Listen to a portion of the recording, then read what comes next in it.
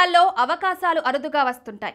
వాటిని ఎంత జాగ్రత్తగా ఒడిసి పట్టుకున్నా చాలాసార్లు జారిపోతుంటాయి. అయితే కోరి వాటిని పాడు చేసుకోకూడదని అంటారు. ఇక రాజకీయాలకు అంతిమ లక్ష్యం అధికారం. అలా అధికారంలోకి వచ్చాక రాజకీయంగా మరింత సుస్థిరత సాధించేందుకు 10 కాలాల పాటు నిలిచేందుకు పథక రచన చేస్తుంటారు.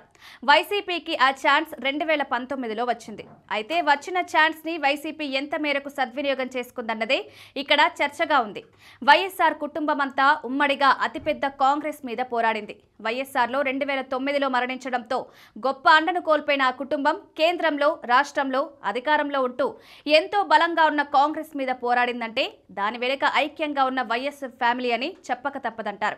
గాంధీలతో నేరుగా ఢీకొట్టి సక్సెస్ అయిన చరిత్ర కూడా దేశ రాజకీయాల్లో పెద్దగా లేదు. కానీ ఆ ఫీట్ ని వైఎస్ఆర్ ఫ్యామిలీ సాధించిందంటే దానికి కారణం కూడా ఉమ్మడి పోరాటమే అని విశ్లేషిస్తారు.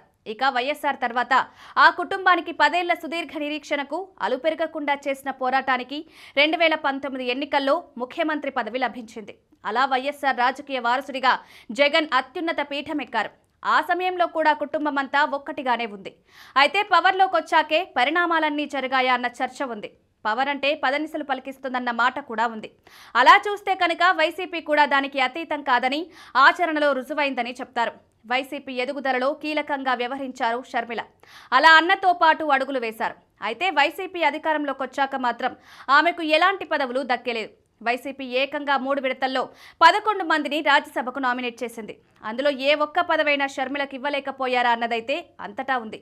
అదే సమయంలో మరో పవర్ సెంటర్గా ఆమె మారుతుందని ముందుగా ఊహించే అలా కట్టడి చేశారంటారు. కానీ షర్మిల ప్రభావం వైసీపీలో ఉన్నప్పటికంటే బయటకు వచ్చాకే ఎక్కువగా కనిపిస్తోంది. తాను గెలవకపోయినా పర్వాలేదు, వైసీపీ ఓడాలి అన్న పట్టుదలతో 2024 ఎన్నికల్లో షర్మిల పనిచేశారని చెప్తారు. ఆమెకు ఏపీ పీసీసీ చీఫ్ పదవి కూడా అలాగే లభించింది. దాంతో ఆమె రాజకీయ చెలాగాటం ముందు వైసీపీ విలవిల్లాడిపోయింది. ఏకంగా వైసీపీ హార్డ్ కోర్ రీజియన్ అయిన రాయలసీమ జిల్లాలు దెబ్బకు కుదేలయ్యాయి. ఆఖరికి అసెంబ్లీలో ప్రతిపక్ష స్థానం కూడా వైసీపీకి దక్కలేదు. దాంతో ఆ పార్టీకి చెల్లమ్మ చేసిన చేటు ఎంతో అర్థమయ్యేసరికి పుణ్యకాలం ఇట్టే గడిచిపోయింది. ఇక వైసీపీని ఫుల్ గా టార్గెట్ చేస్తూ షర్మిల ఎక్కుబెడుతున్న బాణాలు ఆ పార్టీని ఇబ్బందులు పడిస్తున్నాయి. ఆమె సంధిస్తున్న ప్రశ్నలకు జవాబులు వైసీపీ వద్ద లేవా, లేక చెప్పలేకపోతున్నారా తెలియడం లేదు. కానీ అవి మాత్రం జనాల్లో చర్చకొస్తున్నాయి. వైఎస్ఆర్ వారసుడిగా ఉంటూ జగన్ బీజేపీకి ఎలా మద్దతిస్తారని ఆమె ఎండగడుతున్నారు. అక్రమ పొత్తులు అంటున్నారు, చీకటి స్నేహం అంటున్నారు. బీజేపీకి, ఆర్ఎస్ఎస్కి వైసీపీ మద్దతు ఇవ్వడమేంటని సూటిగా నిలదీస్తున్నారు. ఇవన్నీ ఏపీలో వైసీపీ ఓటు బ్యాంక్కి తూట్లు పడిచేవే అంటున్నారు. నిజానికి ఈ ప్రశ్నలు కూటమి వేయలేదు. వారు కూడా బీజేపీతోనే ఉన్నారు కాబట్టి.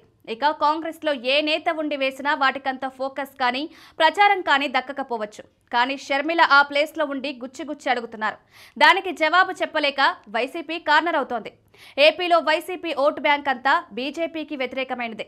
షర్మిల సైతం ఆ ఓట్ బ్యాంక్ని తిరిగి కాంగ్రెస్ వైపు లాగేందుకు జగన్ని, వైసీపీని గట్టిగానే టార్గెట్ చేస్తున్నారు.